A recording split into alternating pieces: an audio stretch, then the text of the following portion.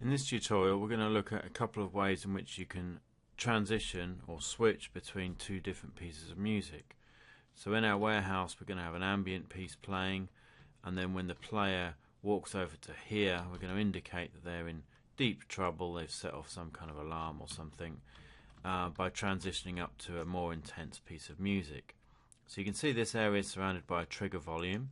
So in Kismet, when the trigger volume is touched, that's what's going to control the changes in the music. We want that to happen many times, so we're going to set the max trigger count to 0. We want a couple of play sounds, and then we're going to go to our content browser, and this is going to be the high intensity piece, and so we'll put that in here, the second one, and our more ambient piece is this.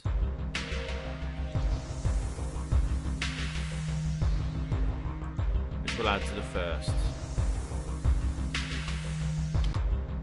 Okay. So when the trigger volume is touched, we're going to play the combat piece and switch off our ambient piece. And when we come back out of the trigger volume, it's going to go back to the ambient piece and switch off our combat piece. And we're going to make sure that they are played into the player's ears. So we'll target the player.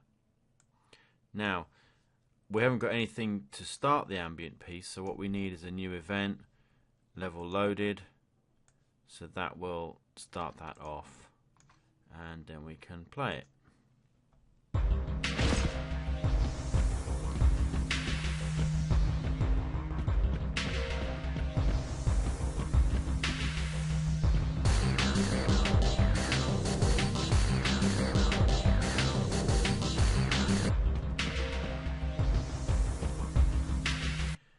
So therein lies the problem of interactive music. The player can do what they want when they choose to do so, and that might not be at a musically convenient time.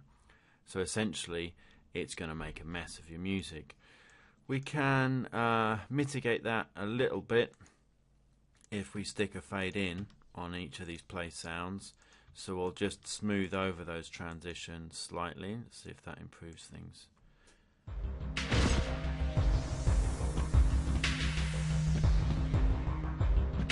So a completely arbitrary moment, I might decide to walk through here.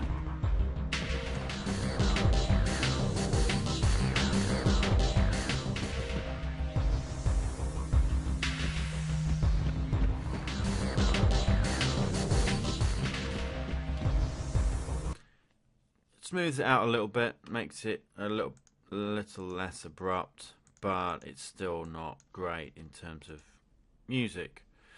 So what we're going to do is use a different system. We're going to use a switch to control our transitions.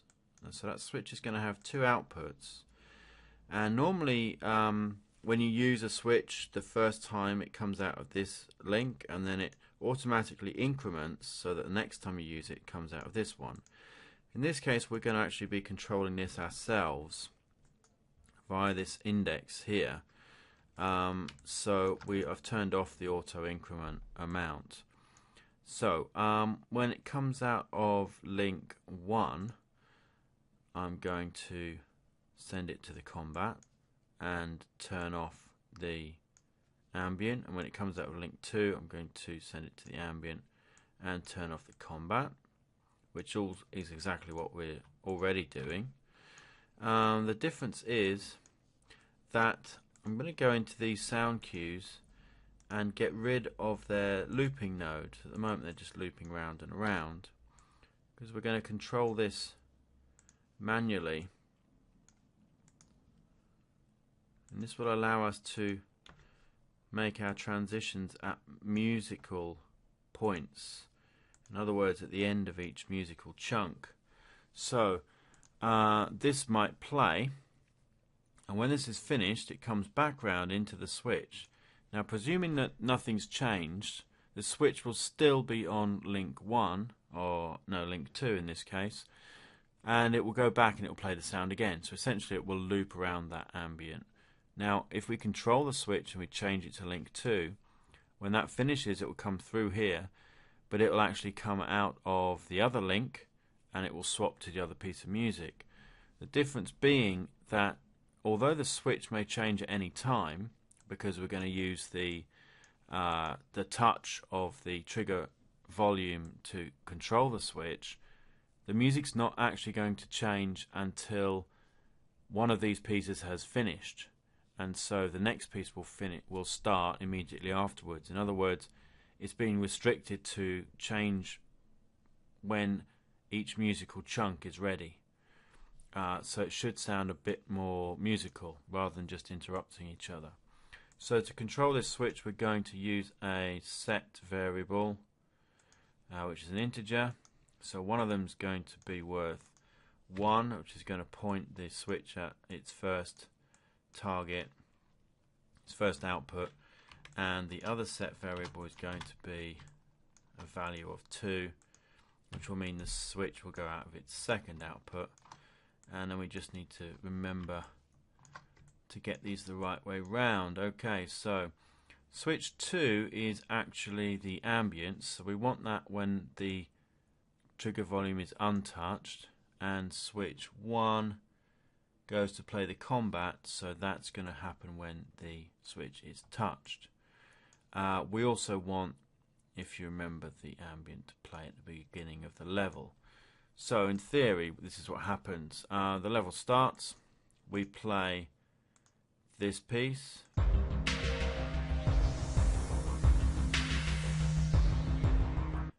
at that point it makes a decision whether to come back round into the switch, and does it go back out of link 2 and play it again, or this time does it change, has the switch changed in between, and does it go and switch to the combat?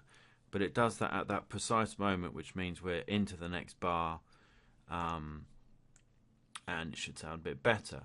The thing we need to do as well is, when the level starts, we need to tell the switch where it should be, because until we touch or untouch this, the switch is lost. So what we want the switch to be is link 2, isn't it? So when the level starts, we'll send that to make sure that the index is set to 2. Okay, so theoretically this should work.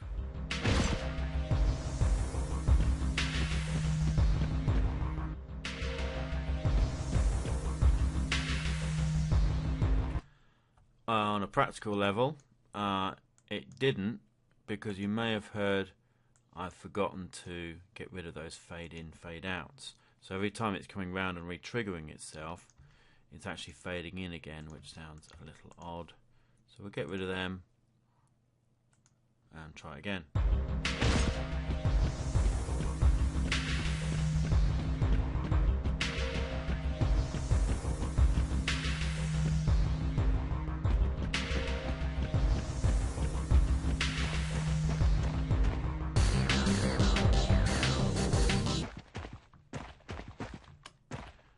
Okay, and this is a good example of troubleshooting here. That obviously just played once and stopped, so what I hadn't done is come out of the finished and go back into the switch. I think this is third time lucky.